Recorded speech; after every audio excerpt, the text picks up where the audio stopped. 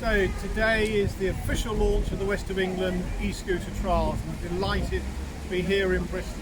And I thought what I'd do is just take a couple of minutes just to show people a lot of the safety features, because when I've been talking to people and talking on the media, there are some important questions people have been asking.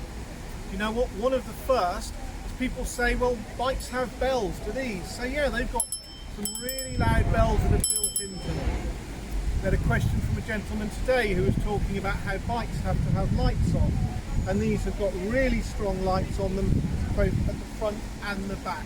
One of the other really important things during COVID is people's concerns around transmission of viruses. So these have all got copper strips on them. As we know, copper is a really good way of preventing transmission of viruses.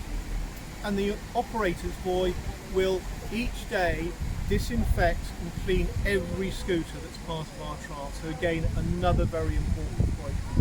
On the scooters, they have technology that means you cannot ride the scooters outside of the approved area. Again, another really important feature that we've learned from what we've seen happen in other areas. And you'll see if you look closely that each of them's got a unique identification number that's visible from all sides.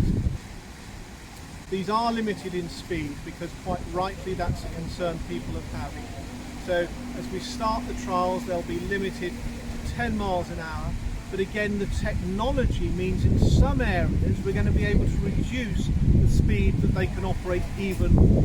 So again, addressing those concerns that we keep hearing from people. It's very clear as soon as you get onto the e-scooter, there's a warning there, and it's reminding everybody that it is illegal to use an e-scooter on pavements. So please, vital everybody remembers that. We are really serious about making sure people use our e-scooters responsibly, and we're taking so many measures to try to ensure that this trial is a success and people see e-scooters as a really positive addition to all of the transport measures we're taking across the West of England.